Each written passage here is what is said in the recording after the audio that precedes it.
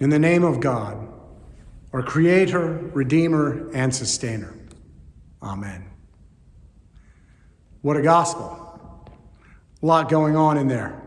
Feeding of the 5,000, Jesus walking on water, all in one little pericope in the gospel. The feeding of the 5,000 is one of my favorite stories because people tend to argue about it a lot. And I don't mean argue about the general story, but like how it happened. And one of the things about the stories in the Bible is that a lot of scholars have spent a lot of time worrying about how it happened. And I think there's a lot of value in that, but I think the value ends at a certain point. And I think it's also very important for us to think about what it means for us today. Because we can argue about what happened on that hill when Jesus fed all those people. But we also might want to wonder what it means for us today. And so an interpretation that I heard not that long ago, and maybe you've heard this, is that it was the fact that in Jesus' teaching that people shared what they had. And that's why there was so much food. And I was giggling with a friend of mine not that long ago who we were talking about this. And I said, if that's not a miracle, I don't know what is. Because here we live in a country that produces more food, more than enough food for every person to have plenty of food. And yet, we live in a country also that throws away food and people go hungry. So hungry that this church, this kitchen in Thaxter Hall, produces 4,000 meals a month between Common Table and Gather. And all of those meals are consumed by people that need them. And so I will say that I wonder about that not being a miracle, if that's what actually happened on that hillside, is that it actually people shared. But moving towards what it means for us is how do we participate in this mission of God that is happening all around us?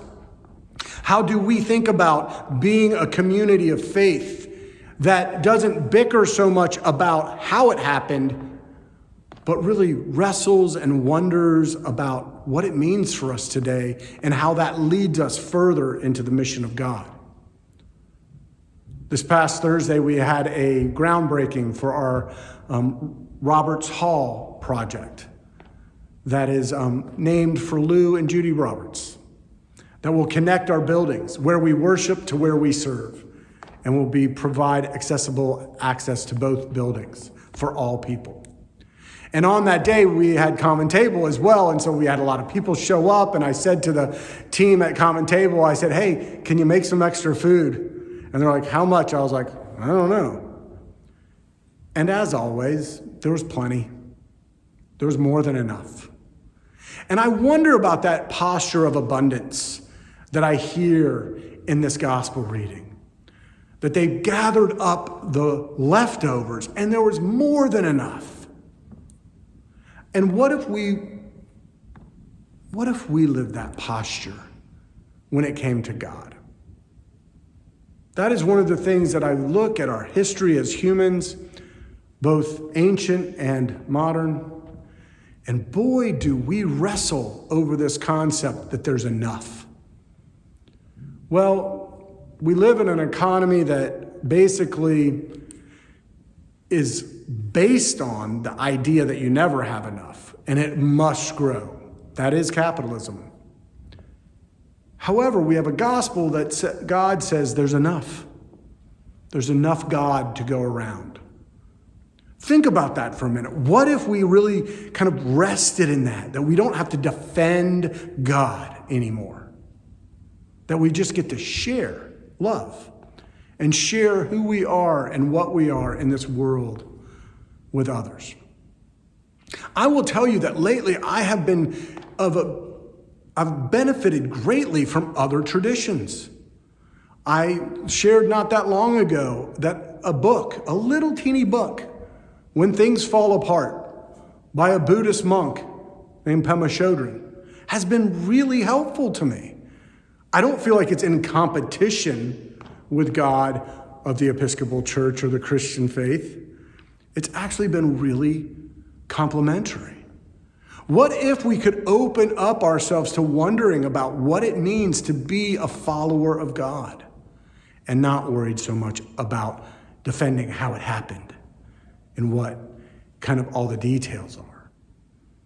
Just an observation that I have and a wondering that I share with you. So this day, as we wonder about these stories, these incredible, fantastic stories, I invite you to also consider what it means for you. What is your posture? Where are you free to share what you have? And where do you hold on just a little too tight? I know that I have those places. I can get worried about my health or how much time I have on this planet. Some people worry about money. Some people worry about how to control things that are outside of their control.